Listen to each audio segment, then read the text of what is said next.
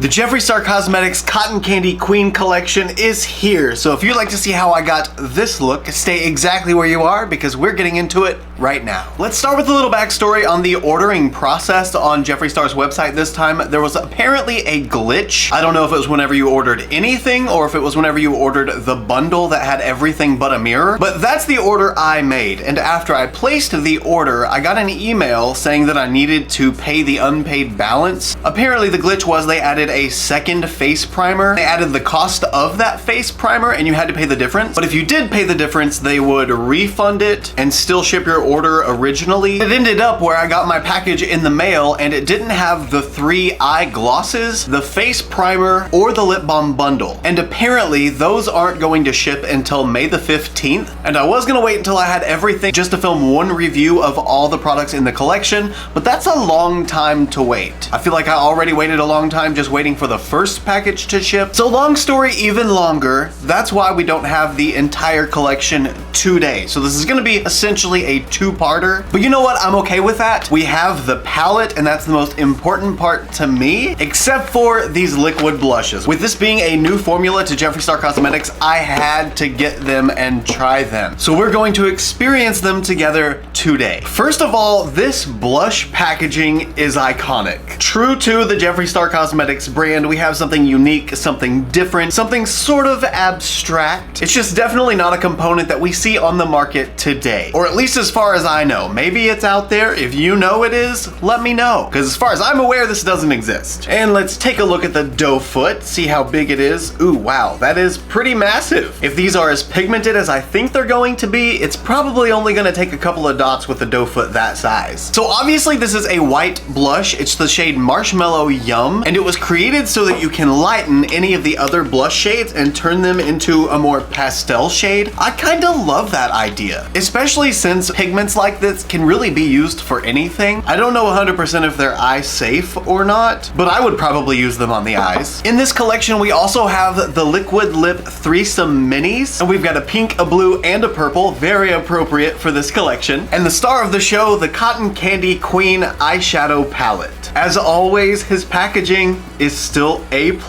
I love the way this looks, and the little clasp that it has on the front of it is a cute little cloud. Oh, she's beautiful. We've got a nice mix of very bright, springy colors, some pinks, some purples, some yellows, some blues. This is gonna be fun. Now let's zoom in and swatch everything. First is the liquid blush in the shade Marshmallow Yum.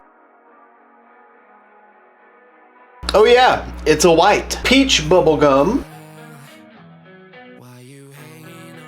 Candy Petals. Never Subtle. Wow, that one's bright. Lavender Fame. Raspberry Sweet. And Delicious Diva. And the first shade of the 3 liquid lipsticks is Jeffree's Candy, Prostitute, and Iced Plum. And as always, I will insert photos of the swatches, one with flash here, and one without flash here. Before I wipe this off, I kind of want to see what color blush would be made if I mixed all of these. Let's find out. Okay, I'm not gonna lie, that's kind of a gorgeous blush color. Slightly mauvey, a little bit pink, but still very cotton candy. Ooh, how about the lipsticks? They might be too dry. I mean, they were kind of too dry, but they mix to make a beautiful deep purple. And now for the eyeshadow palette, the first shade is Frosting Fun. Pastel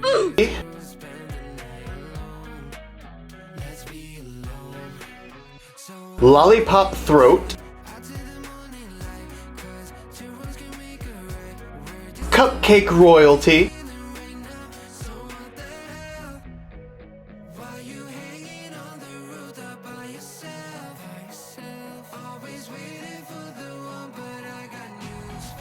Pink Licorice,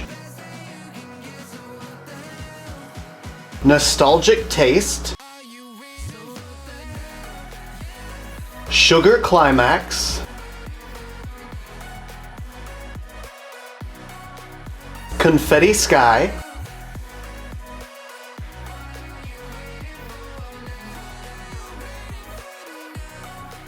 Brain Candy. Oh my god. Oh, I love that one so much. Oh, I could bathe in that shade. Cotton Candy Party, Gourmet Glory, Ice Cream Drip, Castle of Sprinkles, and Taste Test Me. Now let's see a close-up of all of these swatches. Here's the one with flash, and here's the one without flash.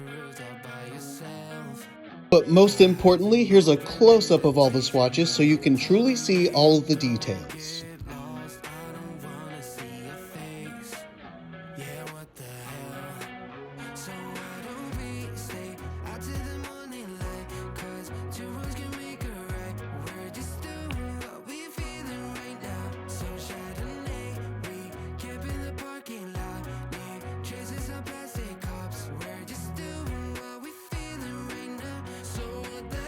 This time we're priming with the Gerard Cosmetics Clean Canvas Eye Base in the shade White because I want all of these pastels to pop. Okay, so I sort of, barely, not really, but kind of have a plan. At least what shades I'm gonna start out with. So to begin, I'm going into the shade Pink Licorice. This is gonna be my deepest shade for the inner half of the crease. So just gonna start mapping out this inner corner area and stop once I get about halfway through. Oh, she's giving hot pink, she's giving pigment. She's giving wet cotton candy. Then for the outer half of the crease, I'm going into Taste Test Me, the really deep purple. Now starting at the lowest point of my crease on the outer edge, I'm just gonna start patting this down and pull it all the way around into that pink. That one doesn't really seem to want to build up nearly as quickly as the pink did, which is strange because it's a very dark pigment. Luckily though, it is still building, it's just taking longer. I guess that kind of works out if you want more of a blue-based purple and you want it to be pastel, because you can put a light layer on and make it thinner and not so opaque, and then it would be sort of pastel-y. Okay, now we're getting there. Now she's looking like she does in the pan. And I'm gonna stop right before I hit the pink, so instead of pulling the purple into the pink, I'm gonna pull the pink into the purple, so the darkness doesn't get too far in, but the pink lighter shade goes out further. Now I'm gonna try something a little bit different for this look. Usually I do my cleanup after I finish everything, which does kind of make sense, but I wanna do it first this time just on the outer edge so I can sort of plan the look accordingly. So really I just want to establish my wing shape. That way it just makes a little more sense as I'm building it.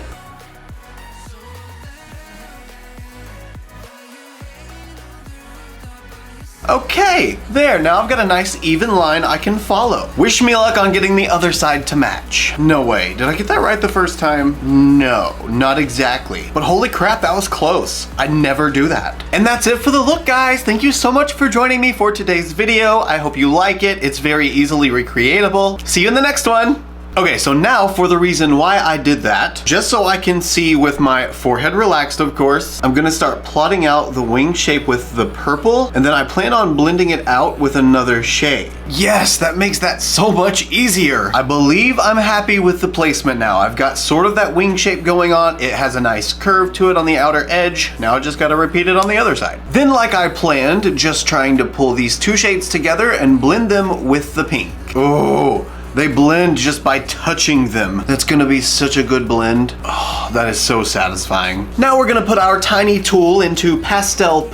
And as per usual, using the 50-50 method, I'm just gonna start placing pigment half on the previous shade, half on the clean base, and then work the blend between the two, but I'm only gonna do this on the pink. Oh, this is my favorite kind of pink, like strawberry pink. I guess the darker one would be more like a strawberry pink, but this one's like the perfect in-between for the two. Now it's time to lighten up the outer edge, and for that dark purple, I think I want to blend it out with Castle of Sprinkles because it has all of that gorgeous golden glitter in it, and hopefully it'll show whenever I put it on the eye because I love that. The swatch of that was amazing too. And yet again, I'm using the 50-50 method, placing 50% on the previous pigment and 50% on the eye base. I'm kinda sorta blending blending with that light pink too, right above the darker pink, just so it can sort of do the work for me as I'm working on the rest of it. Ooh, the sparkles are showing. Oh, I love that glitter. Oh, I wish you could see it. I don't think you'll be able to see it until I get all of it done and built up. Then we're gonna go one step further with lightening up the inner corner using the shade Cupcake Royalty, the lightest matte pink in the palette, and I'm just gonna blend out pastel with Cupcake Royalty. Now we're gonna lighten up the purple even more using the shade Ice Cream Drip right beside the Castle of Sprinkles shade. This one doesn't have any sprinkles in it though, unfortunately. And we're just gonna continue our pastel purpley wing all the way up. Oh, these purples are performing so beautifully. Then for our final matte shade, I feel like we've used a ton of matte shades. We're gonna take Confetti Sky. It's the lightest blue in the palette, and that's essentially gonna act as the brow bone highlight. I think this is gonna look so good as a brow bone highlight, especially with all of these bright pastel-y shades. Oh yes, oh yes. Hello, Cotton Candy. She's perfection. All the mattes are on, so it's time to cut the crease. So using some Vaseline and a very sharp concealer brush, I'm gonna cut out the shape that I want, then use a moist cotton swab to clean it up. And now that the lid is cleaned off, I'm gonna go ahead and cut the crease, again using the Gerard Cosmetics Clean Canvas Eye Base in the shade White. And by the way, for this cut crease portion, this time I am going to take the cut all the way across here, just so I've got a tacky base again so that I can blend this dark purple in with whatever shimmer I put on the lid. And I've needed to use this blue since I opened the palette, but we gotta go into Brain Candy. It's just too beautiful not to use. And we're just gonna start packing this shade in the inner corner and hope for the best. Oh, it's so pretty. Oh my gosh. Oh my gosh. Just look at her in all of her glorious reflective blue. Okay, I'm obsessed with this shade. Then very quickly before the base has an opportunity to dry, I'm gonna now take the shade Gourmet Glory and use that shimmer on the outer half of the lid. Okay, are we ready? I hope this is as amazing as that blue. Oh, it is. Oh, it is. Oh, I love his formula. Oh, that's yummy. Then just gonna make sure I blend the two together. And of course, for continuity's sake, we're gonna go back in with Taste Test Me and blend the edge between the shimmer and the matte. Cause I'm a professional. Okay, listen, I don't normally toot my own horn, but toot motherfucking toot. This looks so freaking good. I like this a lot. And I can't wait to put on a black liner, but I need to go ahead and get all of my face makeup done first before I can even attempt to do an eyeliner. So give me just a second to do that off camera and I'll come back and we'll finish off the look with the blushes and maybe a liner. I haven't decided yet. Girl, I almost forgot blush. And that would have been such a shame to get all the way at the end of this and realize I didn't use the blush. So out of all of these beautiful colors, it was really hard to pick which one I wanted because I really wanted to use this one, but I really don't think this is gonna go with today's look specifically. So instead, I am choosing Lavender Fame. I think it is gonna be perfect with this. It's got that cool tone to it. It's gonna pair with the purple, with the blue, maybe not with the pink so much, but I don't care. It's beautiful. But what I wanna do is apply the blush by itself and then apply a secondary color with mixing the two. So I'm just gonna mix it on the back of my hand and sort of make a gradient between the two shades. Okay, are you ready? Building it up really slowly because I don't know how pigmented it's gonna be and how crazy it's gonna get. Oh my God, that is pretty already. It's literally perfect for this look. Oh, I love that. And good news, it blends out so easily and it doesn't tear up all of the complexion products on my skin already. Let's go ahead and add some to the temples, a little bit on the chin, and a tiny bit across the bridge of the nose. Okay, that's probably gonna be a lot of it across the bridge of the nose, but that's okay. You know what? This is a fun, colorful, creative makeup look, so I'm not afraid to take it there, to really go there. That is so fun. This may not work out though. That was kind of a lot on the nose. Oh wait, is it? Oh, it is. Okay, now let's see what we get if we mix the two. Ooh, that's even cuter. I love that shade. It's like a light periwinkle. So with this one, I'm gonna use a little bit of a smaller brush so I can kind of concentrate the color on one specific area. Since this is a lighter shade, I want it on the highest points of my cheek. Maybe it will give me some lifting effects. So freaking cute. Okay, I'm kind of living for the periwinkle lavender dust color. I actually think I like that shade more than just the purple by itself. Okay, this combo for creative colorful blush is fantastic. I love it. Okay, so now that we have established what the amazing blush color looks like on the skin, I'm gonna finish the rest of my makeup. I'll be right back. Ladies and gentlemen, we now have the finished look. What do you guys think?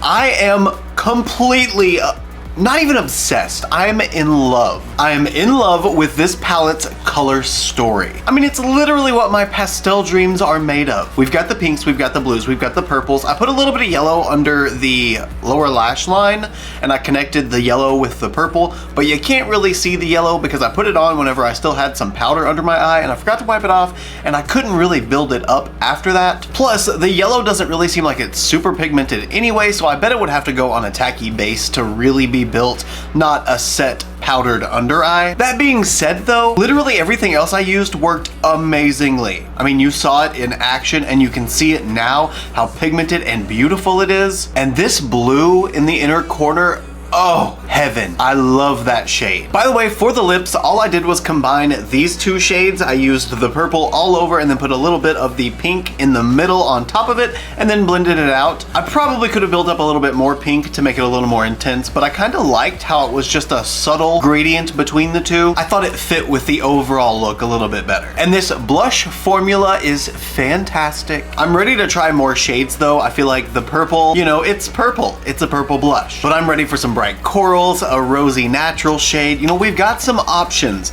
and having the white available with it makes it where you can pretty much make any shade a pastel tone if it's not already. Actually, that would also work with any other cream blush. Anyway, that being said, what do you guys think? Let me know down in the comments. Let's talk about it. You guys know that I'm always hanging out down there with you just talking, so let's talk. If you enjoyed this video, it'd be really awesome if you wanted to give me a thumbs up just to let me know that you did. Also, if you like this look and you want to see more looks like them, you can follow me on Instagram, Twitter, Snapchat, and TikTok. My username is the same for everything. It's just ChristopherJMUA. I love you guys so much, and I will see you in the next one. Bye!